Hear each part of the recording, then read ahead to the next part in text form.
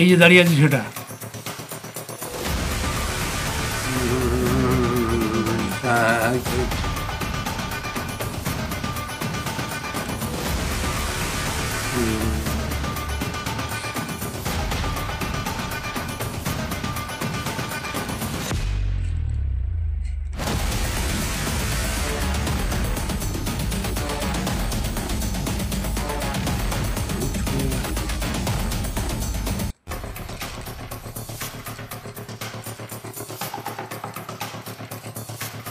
কি ছড়াতে এসছে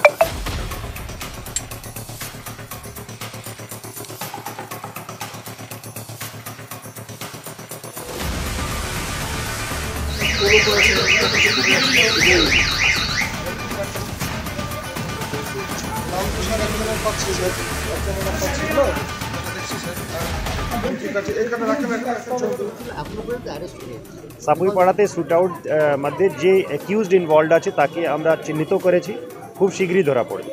সাপুইপাড়া থানা এলাকায় টিএমসির নেতার উপরে গুলি চলার পর পুলিশ আসামিকে চিহ্নিত করেছে। নিজেদের ভাগবাটোয়ারা লড়াই টিএমসিকে গুলি মেরেছে, এই বিষয়তে বড় বড় কথা বলার পরও এখন পর্যন্ত 40 ঘন্টা হয়ে গেল, যারা অভিযুক্ত তারা এখন পর্যন্ত গ্রেপ্তার হয়নি। পুলিশের অবস্থা কি আর এর পিছনে কোন রাজনীতি, সে সব কিছুই মানুষ বুঝতে পারছে। টিএমসির দুই গোষ্ঠীর মধ্যে দ্বন্দ্ব আছে, এক গোষ্ঠী অন্য একটা গোষ্ঠীর উপরে হামলা করেছে, সিন্ডিকেট রাজ নিয়ে বাওয়াল। এবার কোন গোষ্ঠীকে কে সাপোর্ট করছে, কাকে কে ধরাবে, কাকে কে বাঁচাবে, সেটাই এখন পর্যন্ত নিশ্চিত করা যাচ্ছে না। যদিও সিবি আমাকে ফোন করে বলেছে আমাকে আর 2 দিন সময় দিই, ভিন রাজ্যে চলে গেছে, আমরা ট্র্যাক করে ধরবো, কিন্তু আমাদেরকেও মানুষের দরবারে পৌঁছানোর জন্য আমাদেরকেও কিন্তু আমাদের যে কাজ সেটাও আমাদের করতে হবে। দ্বিতীয়ত আরেকটা কথা বলবো যে আমরা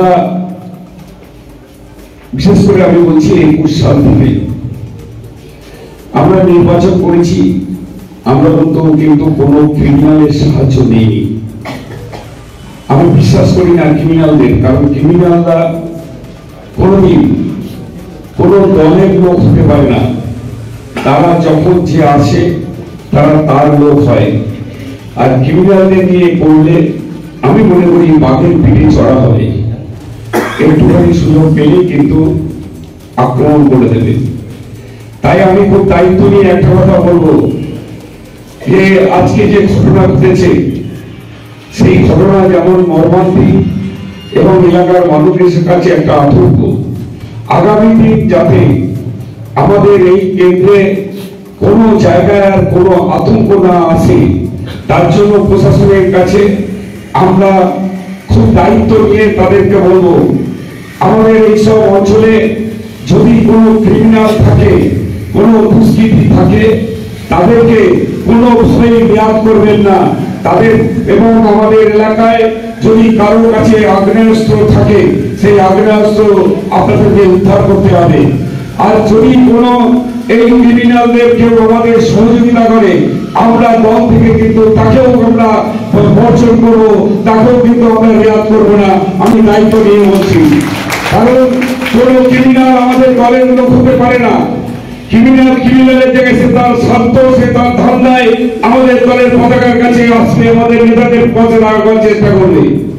আজকে যে ঘটনা ঘটেছে আপনারা সবাই জানেন যে শিবরাত্রির দিন আমি আমার কেন্দ্রের প্রতিটা মন্দিরে আমি পুজো দিতে যাই, এবং সেখানে পুজো দিতে যাওয়ার সময় আমি দেখলাম যে আমার পিছনে যে মেরেছে তার ছবি আছে। সেটাকে কেন্দ্র করে আজকে কিভাবে ব্যাখ্যা করছে আপনারা দেখুন। তাই আমি বলছি যে কোন ক্রিমিনালের সঙ্গে আমাদের নয়, আমরা মানুষের দল, আমাদের মানুষ আমাদের ভোট দিয়েছে, তাই সেই মানুষের আস্থা ফেরাবার জন্য। আর আগামী দিন আমাদের এলাকায় কোনো দুষ্কৃতী থাকবে না, তার ব্যবস্থা করার জন্য আমরা আগামী বুধবার মিছিল করব।